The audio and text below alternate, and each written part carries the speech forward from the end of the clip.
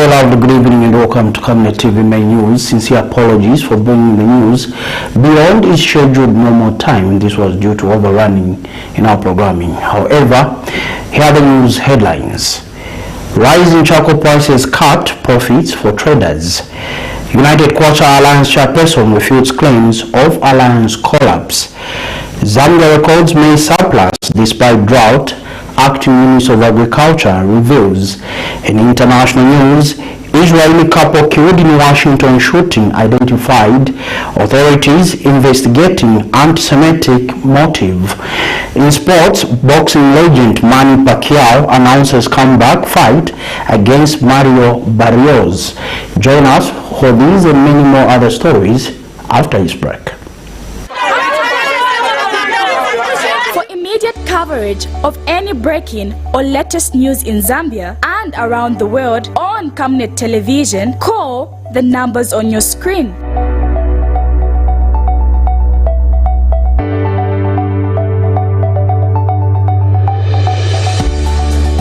Camnet television, bringing to your screens fair news, impartial news, credible and reliable news all the time. Get the whole truth on Camnet World News.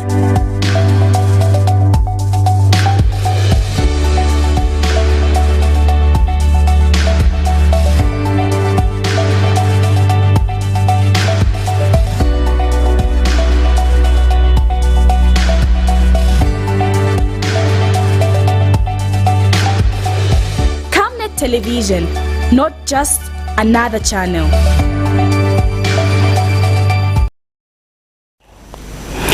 To present Camnet TV Main News in detail, I'm Tapelo Joe Smata. 11 people have been arrested following a raid at a suspected brothel operating under the guise of a massage parlor in Kitwe's Parklands area. The operation was carried out by Kitwe City Council's Department of Public Health in collaboration with Council Police after residents lodged complaints about suspicious activities at house number 9, Mumbwa Close of Chandamali Road. The matter gained agency when a child was reportedly found playing with a used condom near the premises, prompting serious public health concerns. Kitwe City Council Public Relations Manager Mwakanakweti says the raid took place on Tuesday, 20th May 2025, during which 10 women believed to be under the age of 30, including the alleged owner of the establishment, a 20-year-old woman, were found on the property. She says the individuals were immediately apprehended and taken to Kitwe Central Police Station to assist with ongoing investigations. She adds that the women appear to be living on site, leading to suspicions that the location was operating as a brothel rather than a legitimate massage spa. Ms. Nakweti further states that the council acted within its mandate under the Public Health Act, Chapter 295, and the Local Government Act, Chapter 281, which empower local authorities to intervene in matters that threaten public health and violate licensing regulations. The premises have since been closed in the interest of public health and safety while investigations continue. From Copperbelt Kitwe, we now come to Lusaka in Garden Compound, where charcoal traders at Fred Joe Market have raised concerns over the rising cost of charcoal, which they say is negatively affecting their businesses. Maggie Munsha, a trader at the market, explained that the high cost of purchasing charcoal in bulk compared to the lower retail prices is resulting in significant losses. Another trader, Morgan Chisanga, also expressed worry over the situation, describing the high charcoal prices as a threat to her daily income.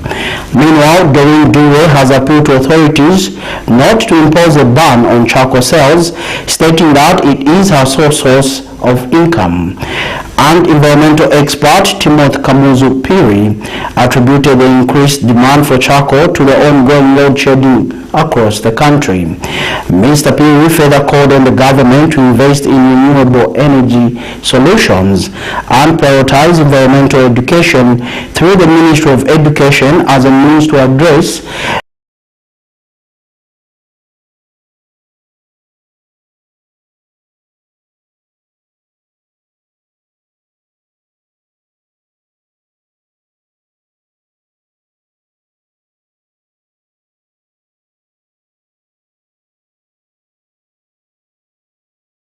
at Fred Joe Market in Lusaka's garden compound have expressed concern over the escalating prices of the commodity. Maggie Musha, a trader at the market, says the cost of acquiring charcoal in bulk is high, forcing them to sell in small quantities at lower prices, which is affecting their profit margins. Tuyairishanya ku market yo batuleta ko business takudi ero malasha tureshtisha ero enkongore malechitanga baisacho tushiteta bale tupera makashi bale senda pankongore aponga bakabacho nala kupera mayo kawa nodya so apatuline ensala ero kutaleko tulefuma tulesha abana balechula tisa tushtishe ko limbushi twasungiramo abana fileshupa. Sharing similar sentiments, Constance Mokola noted that the inconsistent pricing of charcoal at the market is putting strain on her business and making it difficult to sustain operations. Tuleoda malasha ya dola bachukushanga twaita kusaka tuleshamba nesimane tulekesheni pomwe buteko short fire ko business imbyo tungachita twafirisheni ko twachula makamaka panopene pa Fred Joe market fyachiramo. Another trader, Morgan Chisanga, also has voiced concern over the impact of high charcoal prices on her daily earnings. Ayamalasha tulekwata mulosi iso tulekwatira losi tuleoda ya dura kumpanga ero kuno tuleshitisha muri resimane na transport naona idura. Meanwhile, Doreen Dube appeared to authorities not to ban the sale of charcoal, stressing that it is a sole source of income. She explained that losing this livelihood would negatively impact her ability to support her school-going children. Bakatiresa manitizambo chita survive bwanji bana tizaba punzisa muti tilibene option pangira mo business nangu kunja kwa malasha kapelo katipesa kuma advise nangu tikachitele mo business kupunzisa bana batu. And environmental expert Timothy Kamuzupiri from Mizu Eco Care says the increased demand for charcoal is not only due to falling temperatures, but also the ongoing load shedding. He warns that this trend is accelerating deforestation and degrading Zambia's green landscapes. It is true that the price for charcoal has steadily increased. And the reason for that is not just because we're getting into a cold season and people need more energy to keep themselves warm. It is also because we've been in a prolonged load shedding period. And, that brings about a high demand for the only cheap energy you have, which is charcoal. On the other hand, you have a reduction in the supply of charcoal because we're destroying so much of our woodlands and forests, which produce the trees that are used to produce charcoal. So when you have a high demand for your product and low supply for the same said product, what you end up with are high prices for that particular product, which is what's happening with the charcoal. For Camnet TV, Mercy Matendeko.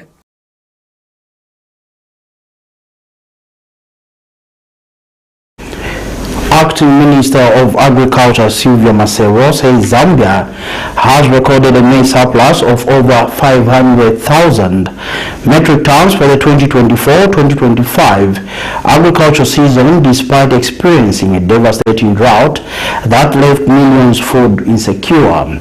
Speaking during the official announcement of the crop forecasting survey results in Lusaka, Ms. Masero praised the resilience and commitment of farmers who managed to overcome harsh climatic conditions to sustain national food security.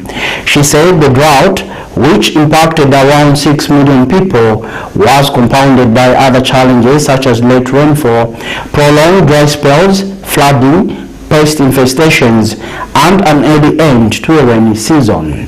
Despite this, Zambia has produced an estimated 4 million metric tons of maize against a national requirement of 3.5 million metric tons. However, the minister noted deficits in other staple crops, including rice, wheat, and cassava flour. She also announced that the Farmer Input Support Program, FISIP, will be fully rolled out under the e-voucher system in the 2025-2026 farming season to enable farmers to access inputs more efficiently. Ladies and gentlemen, the National Food Balance Sheet for the 2025-2026 agricultural marketing season based on the crop forecasting survey shows that the country has produced sufficient maize for both human consumption and industrial use. The total maize supply is estimated at 4,040,645 metric tons. 4,040,645 metric tons, with national requirements of 3,539,024 metric tons. This results in a surplus of 501,621 metric tons. However, we anticipate deficits in rice of 55,138 metric tons, wheat of 327,938 metric tons, and cassava flour of 636,921 metric tons. To effectively manage the surplus, economist Kelvin Chisanga says there is need for Zambia to establish a medical trust fund in light of reduced donor funding and shifting global economic policies that threaten the stability of the country's health sector. He notes that the fund would serve as a strategic financial cushion to address funding gaps, especially in critical areas such as the treatment of terminal illnesses and health emergencies. Mr. Chisanga explained that the recent withdrawal and reduction of external aid, particularly from major partners, has exposed the vulnerability of Zambia's healthcare system. He said the creation of a medical trust fund could help the country transition towards a more self-reliant and sustainable health financing model, ensuring continuity of essential services without overdependence on external support. He added that such a fund could also complement existing mechanisms like the National Health Insurance Management Authority, NIMA, enhancing coverage and service delivery. We need to create a certain policy lever which should be acted as a shock absorber. Of course, with the strong policy effort driving to moderate and mitigate some of the missing gaps that we are able to see sitting so strong on the table. This is coming at the back of the current and recent situation that we faced, where there is external funding removal and cut. So it would be ideal that we need to establish a medical trust fund which can help solve most of the sectorial challenges and effect that the sector, the health particularly, faces in essence. And this also can go by extension to help NIMA's operation, supporting some of the key pillars that need to be emphasized from there. And again, it can go by extension to have the attractiveness or the invitation of donor funding, which should be able to help. So the proposed medical fund establishment can help to mitigate a number of key issues within the sector. Understandably that the health sector has some bit of challenges from season to season. So having to establish the medical trust fund, it can actually come in handy to help some of the key elements that the economy can be facing. Health is wealth, so it's important that it has to be placed right on the chest, ensuring that we have right policy moderation and treatment, which should be able to work to inspire and also foster transparency and accountability, so that even when we have cooperating partners, they should be able to have a few view of confidence in whatever need to be undertaken from that point. The Zambia Correctional Service Commission has clarified that it had no involvement or prior knowledge of the presence of incarcerated former Kalamba Member of Parliament Nixon Chilangwa at his late wife's funeral. Addressing the media in Lusaka this morning, Commission Chairperson Evaristo Kalonga responded to viral social media images showing Mr. Chilangwa at the funeral.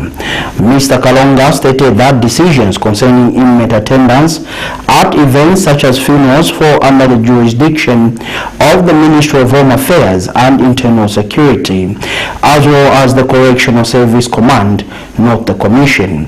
He explained that the Commission's mandate is strictly limited to human resource functions within the Zambia Correctional Service, including officer recruitment, promotions, retirements, confirmations, and staff welfare. As such, matters related to inmate transfers or external movements are beyond its authority. Mr. Kalonga also highlighted the Commission's ongoing efforts to improve inmate welfare, including addressing prison overcrowding.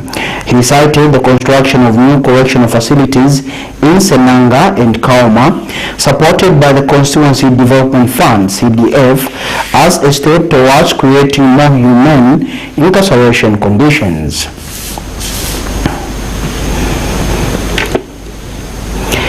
The United KWACHA Alliance Chairperson Robert Chansa has dismissed allegations suggesting that the alliance is no longer active, asserting that it remains vibrant and committed to addressing the needs of the Zambian people. In an interview with Camnet News, Mr. Chansa acknowledged internal differences within the alliance, but emphasized that these have not affected its unity or operations. He stressed that the alliance remains intact and focused on its mission to uplift citizens from the poverty they continue to face. He further noted that the current leadership is actively engaging communities and working diligently beyond and behind the scenes to identify a strong presidential candidate who can offer real solutions to the country's challenges. Mr. Chansa assured the public that the United KWACHA Alliance remains dedicated to promoting national development and serving the interests of all Zambians. We need to create a certain... We want to bring it to the attention of the Zambian people, because we have been hearing that the Zambian people are saying that United KWACHA Alliance is now dead. We want to assure our members across the country, and we want to assure all stakeholders of United KWACHA Alliance. United KWACHA Alliance, it is alive, and the leadership that is in place will put the interest of the Zambian people to make sure that United KWACHA Alliance produces a candidate who is going to liberate the Zambian people from the abject poverty which they have been subjected to. We understand that there might be one or two issues which needs to be sorted out, but this has not affected the operation of the United KWACHA Alliance under my leadership, because we reach out to each other in terms of making sure that we come and do it for the interest of the Zambian people. So what is the direction now for United KWACHA Alliance?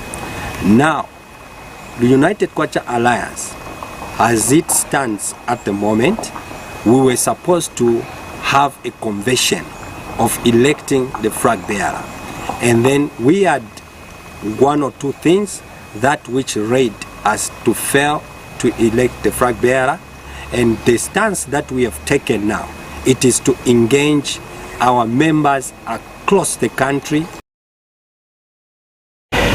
66 suspects have been apprehended across the country following a series of coordinated immigration enforcement operations conducted by the Department of Immigration on Wednesday, May 21st, 2025. Immigration Chief Public Relations Officer Namati Shinka says the operations targeted individuals involved in various immigration offences, including illegal entry, unlawful stay, and violation of refugee regulations. He says one of the major operations took place in the Chibele area of Kasumbalesa, where 12 individuals were arrested in the early hours of the morning.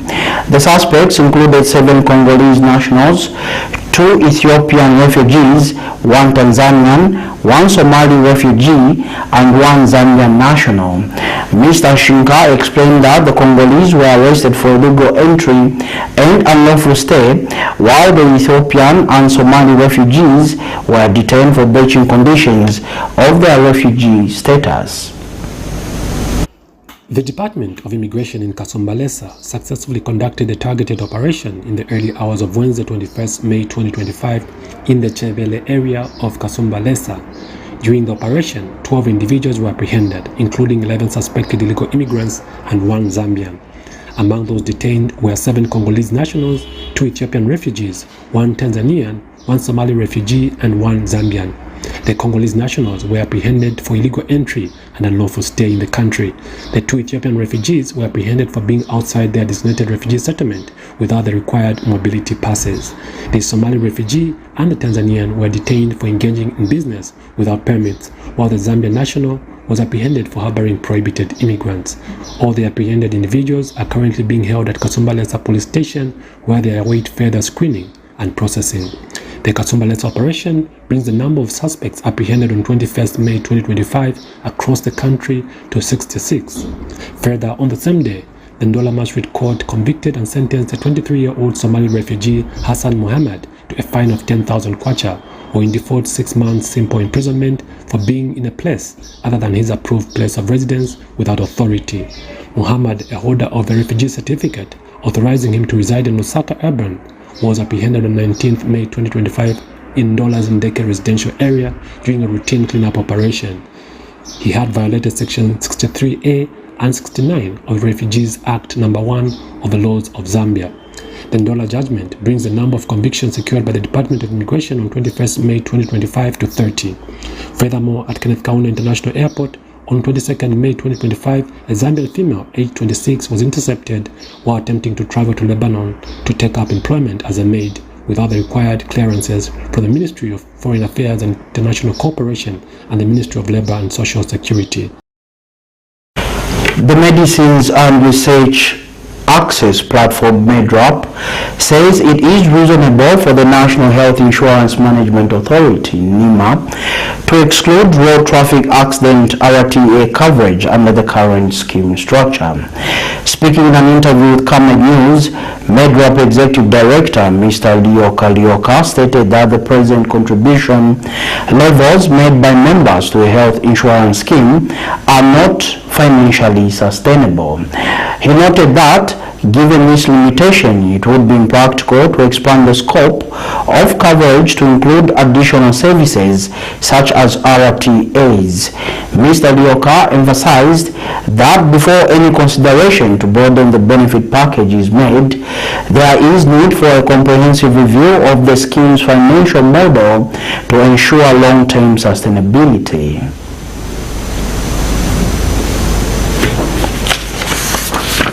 I must say that it's reasonable in the current state of NIMA that RTA coverage is not included in the cover for member benefit packages that NIMA is currently offering for a few reasons.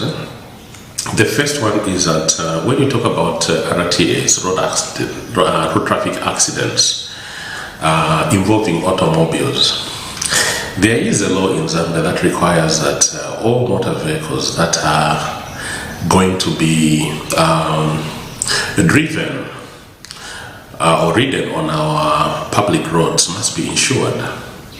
And so the purpose of insurance is to cover situations that include road traffic accident victims that may either lose their lives or actually get injured in those RTAs. And so, to some extent, that component of it is actually covered under a different statutes, which is, of course, has to do with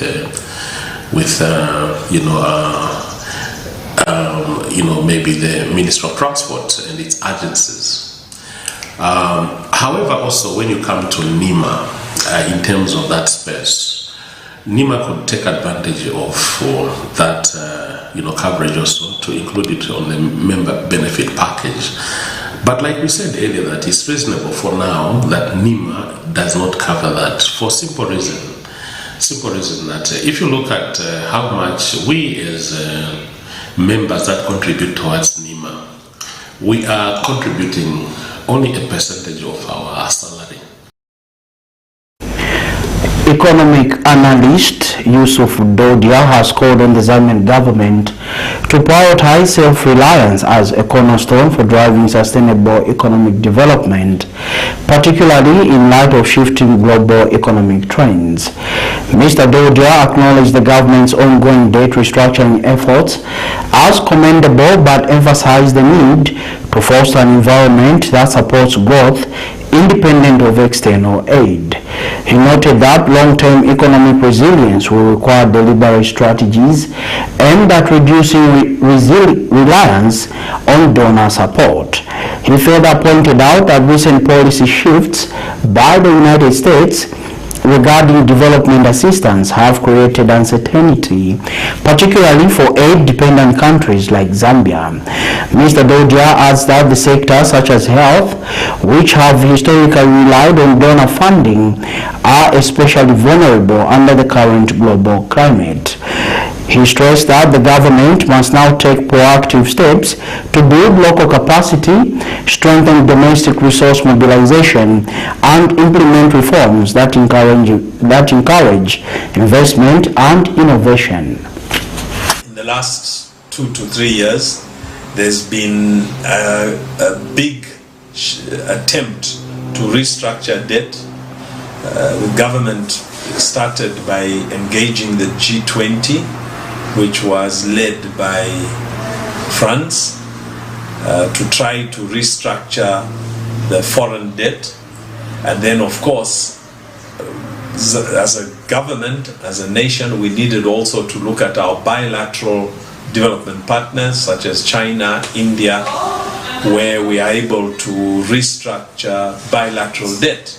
And of course, China is one of the largest bilateral debt partners that we have. So this has been ongoing, and we have made some significant progress in this, and it is reflected in the annual budgets. If we look at the annual budget, the 2024 national budget, 2023 national budget, and 2025 national budget, we can see that the allocation in the budget towards debt servicing is reducing, leaving more resources for economic and social development of the country. So one of the challenges that we have to look at going forwards is that, yes, we can deal with debt restructuring, but how do we deal with economic development? And of course, this has been put more in the spotlight when we look at the fact that the US policy towards development across the world has changed. The USA is no longer interested in providing aid. The Zambia Council for Social Development, ZCSD, has expressed concern that the recent withdrawal of $50 million in donor aid to the health sector could undermine the country's progress in achieving and maintaining the UNAIDS 90-90-90 targets.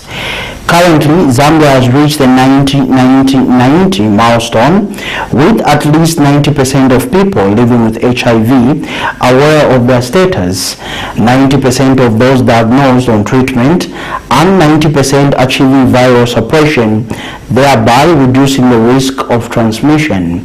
Speaking in an interview with Camnet News, ZCSD Executive Director Leah Mitaba emphasized that the withdrawal of funding could threaten access to essential medicines and medical supplies, particularly in a country with one of the highest fertility rates in the region. She noted that such disruptions could have far-reaching consequences for both prevention and treatment efforts. Ms. Mitawa urged the Ministry of Health to take deliberate measures to safeguard the progress made in the fight against HIV and AIDS.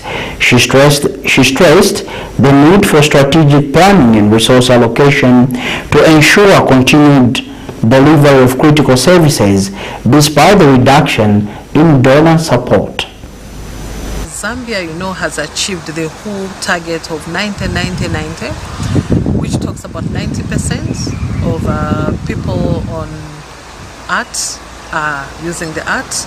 90% of the people that are positive know their status, and also that 90% of the people that are on drugs, none have reduced ability to transmit the virus to other people.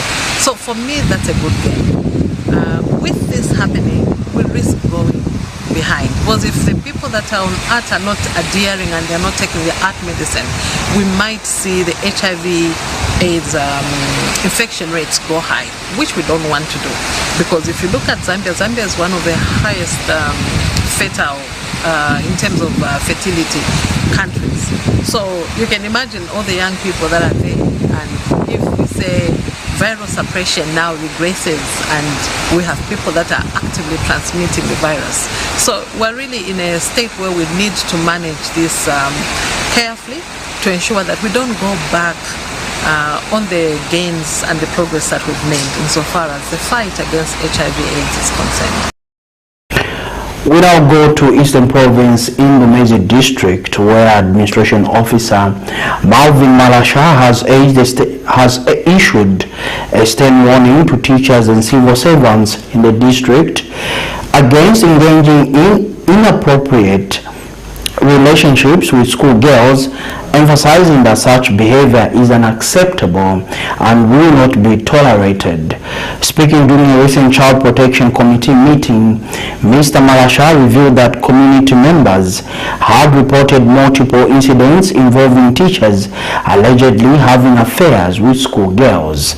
He described the conduct as a serious violation that undermines the potential of the girl child and compromises their right to education and protection. He urged members of the public to report all forms of child rights violations, including defilement and child marriages, stressing the need for collective community responsibility in protecting children.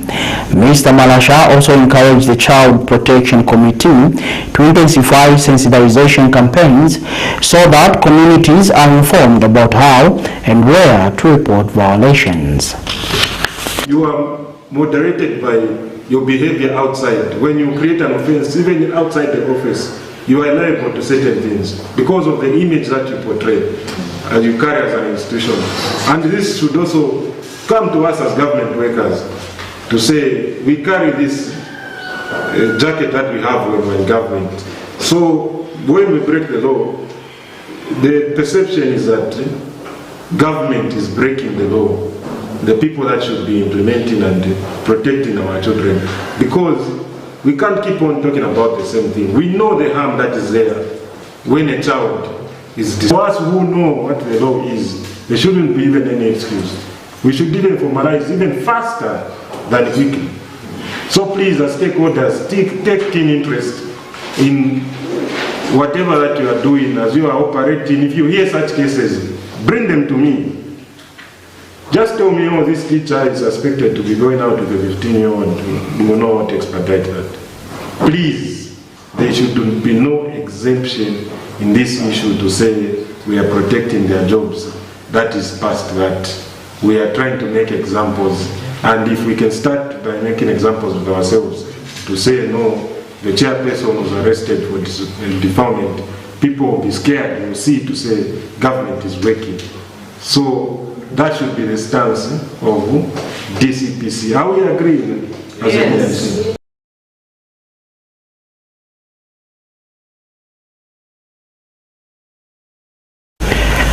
From Eastern Province, we now cross over to Western Province, where the youth activist organization YAO has called on residents of Senanga district in the province to take an active role in holding their civic leaders accountable to ensure improved service delivery.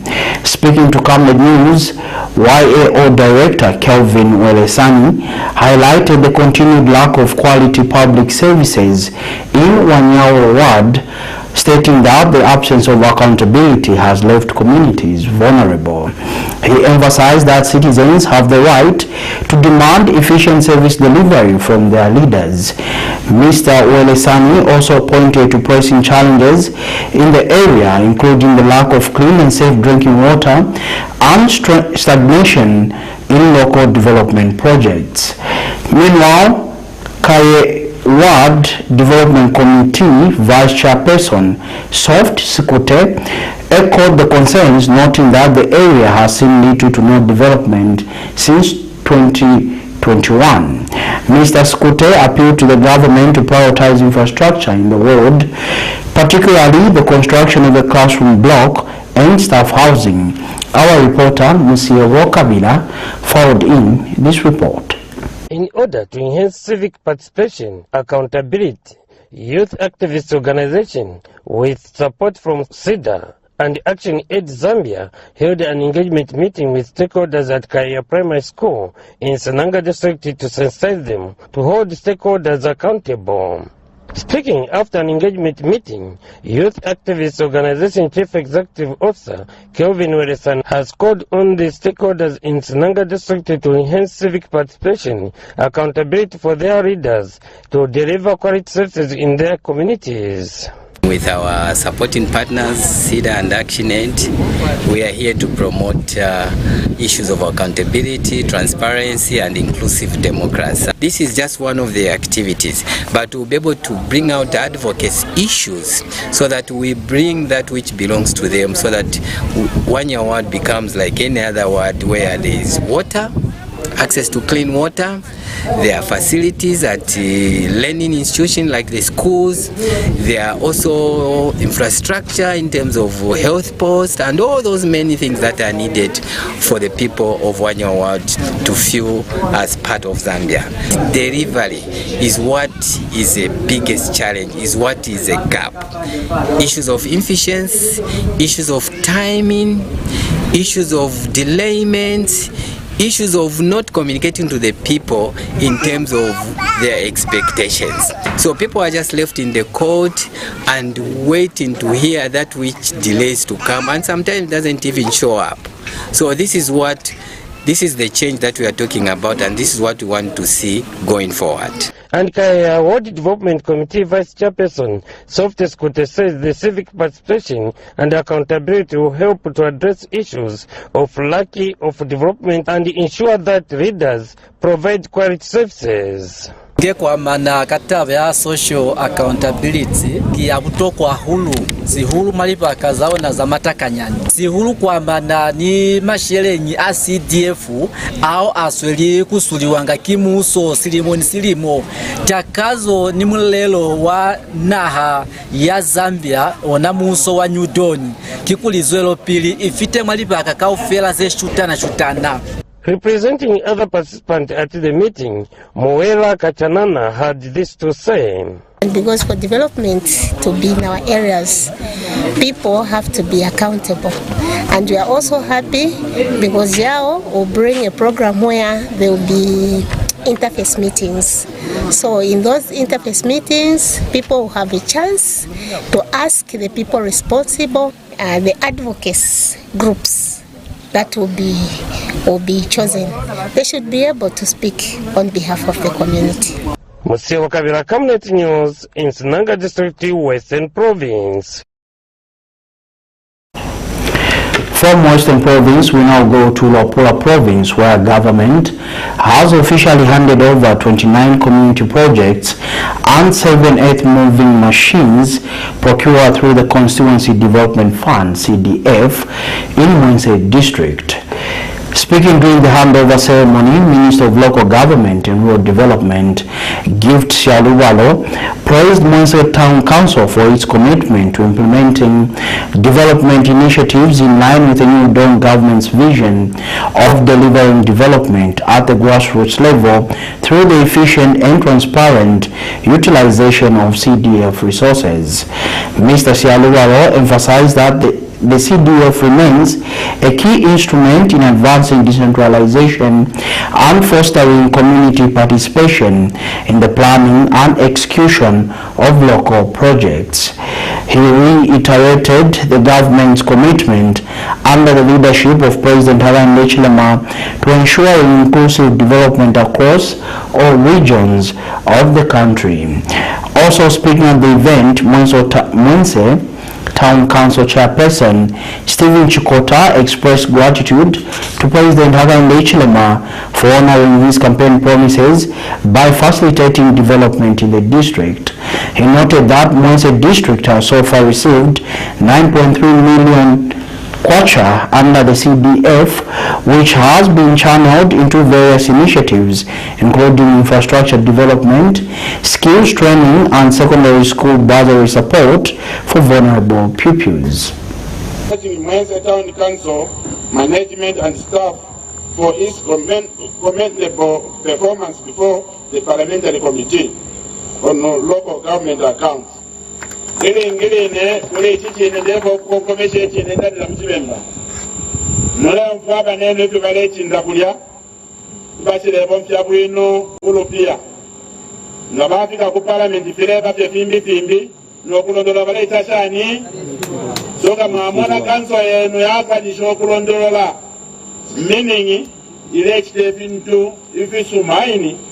So for that reason, we have to commend your local authority.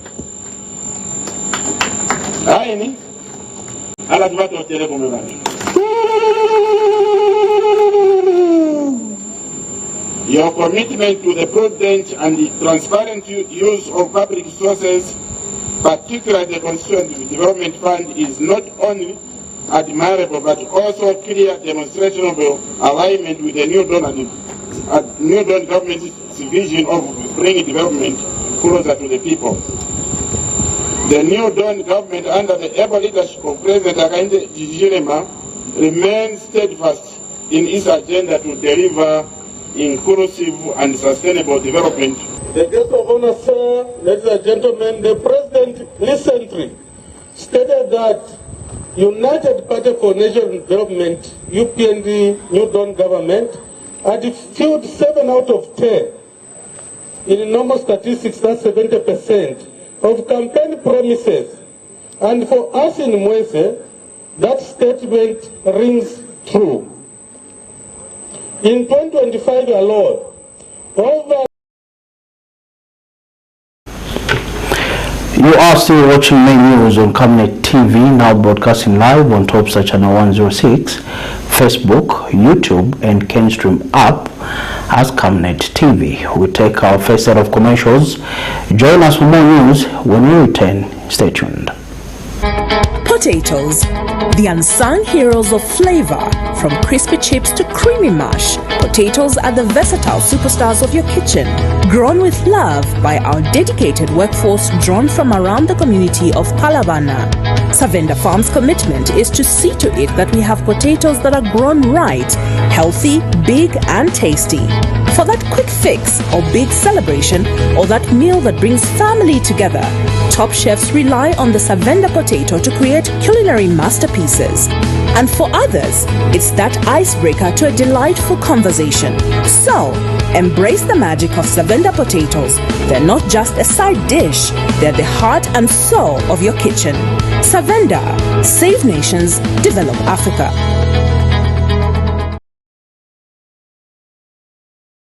Get all the latest updates in court news only on Camnet TV. We take you and make you feel part of the court sessions through our in-depth coverage of the adjudication process. Get informed on those who have been arrested, delayed and denied the police bond or bail victims, persons taking plea, court adjournments, verdicts, and those administration issues in the judiciary. You can also follow and give us a like on our social media platforms. Camnet TV, not just another channel. Potatoes, the unsung heroes of flavor. From crispy chips to creamy mash, potatoes are the versatile superstars of your kitchen. Grown with love by our dedicated workforce drawn from around the community of Palabana. Savenda Farm's commitment is to see to it that we have potatoes that are grown right, healthy, big and tasty. For that quick fix or big celebration or that meal that brings family together, top chefs rely on the Savenda potato to create culinary masterpieces. And for others, it's that icebreaker to a delightful conversation. So, embrace the magic of Savenda potatoes. They're not just a side dish, they're the heart and soul of your kitchen. Savenda, save nations, develop Africa. Enjoy the benefits of an instant loan with us ranging from 1,000 kwacha to 750,000 kwacha paid express once collateral is viewed, valued and verified. Call us on 0763 595 359 or 0779 432 993. Classified Financial Express, here as your financial friend.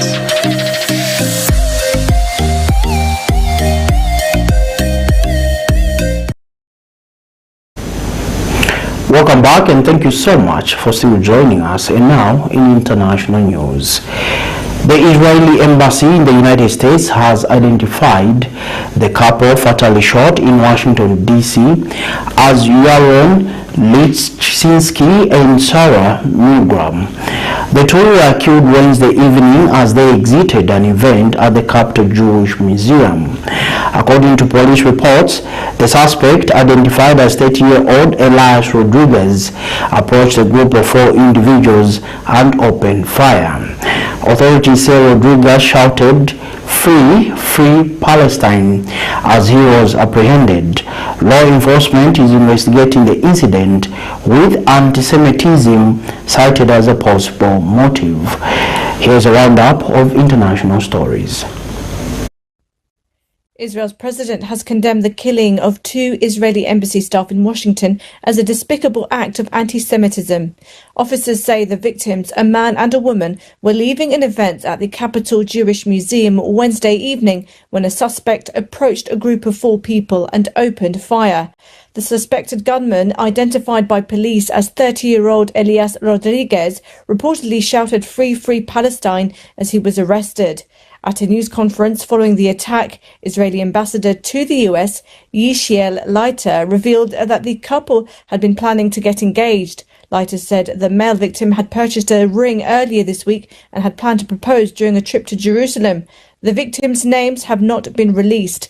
President Donald Trump suggested the killings were motivated by anti-Semitism and that there is no place for hate in the US. Meanwhile, the Israeli embassy expressed full confidence that authorities would protect Israel's representatives and Jewish communities throughout the United States. South African President Cyril Ramaphosa is calling his first visit to the White House a great success, despite a tense on-camera exchange with US President Donald Trump over controversial claims about South Africa's land and crime situation. So in the end, we had a really good bilateral, although a number of issues came up, which you will all have observed, and we were able to have a robust engagement with Mr. Trump in your presence, and it was also good to have a number of members of the delegation to field a number of either questions or make comments. So that, in my view, was really good. The meeting grew tense when Trump raised discredited claims about white farmers, but Ramaphosa, who pushed back, said the talks still achieved their goals. A violent nation, you know.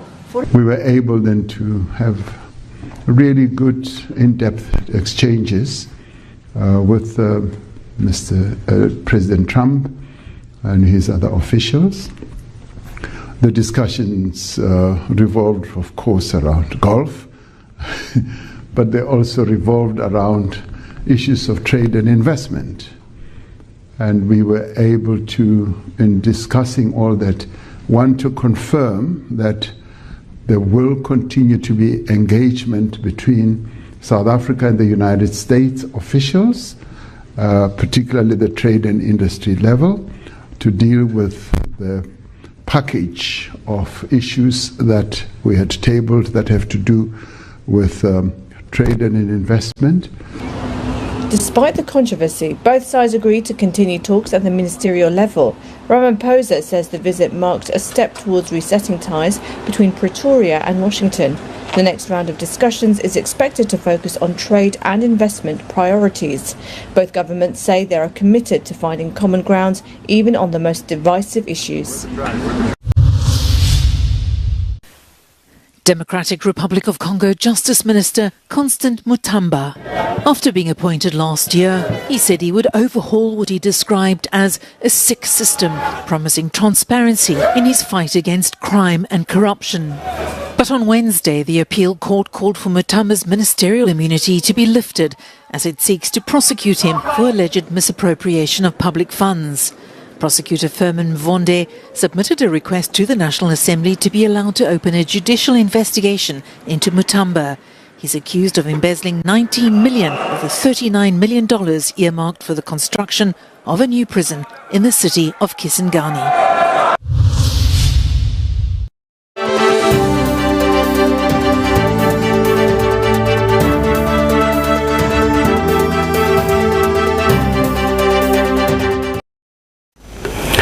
And finally, in sports this evening, Filipino boxing icon Manny Pacquiao is said to come out of retirement to face reigning WBC welterweight champion Mario Barrios in a highly anticipated bout scheduled for 19th July in Las Vegas. The match marks Pacquiao's return to the ring nearly 4 years after his last professional fight. At 46, Pacquiao will challenge the 30-year-old Mexican-American champion in what is expected to be a major sporting event. A record-setting athlete, Pacquiao remains the only boxer in history to have won world titles in 8 different weight divisions. In 2019, he became the oldest welterweight world champion at age 40. Pacquiao, who served as a senator in the Philippines from 2016 to 2022, retired from boxing in 2021 to pursue a political career, including an unsuccessful bid for the presidency in 2022. His team confirmed his comeback last week, shortly after he conceded defeat in a recent campaign for a Senate seat. Filipino boxing legend Manny Pacquiao says he's coming out of retirement to challenge world welterweight champion Mario Barrios. Pacquiao is the only boxer to have won the world championships in a record 8 weight divisions and was also the oldest welterweight world champion in history at the age of 40 in 2019.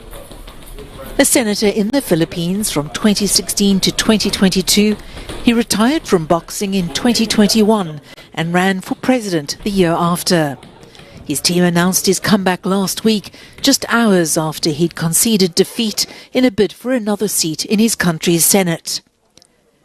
Pacquiao's rags to riches life story and legendary career brought honor to the Philippines, where he's known as the People's Champ. The 46-year-old will face the 30-year-old Mexican-American Barrios in Las Vegas on the 19th of July, nearly 4 years after his last professional fight. Pacquiao will be enshrined in the International Boxing Hall of Fame on the 8th of June.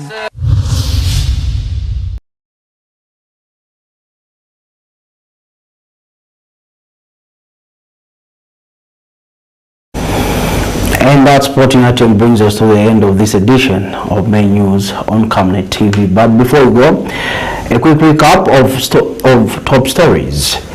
Rising charcoal prices cut profits for traders. United KWACHA chairperson refutes claims of alliance collapse. Zambia records maize surplus despite drought. Acting Minister of Agriculture reveals. Barrios. Israeli couple killed in Washington shooting identified. Authorities investigating anti-Semitic motive.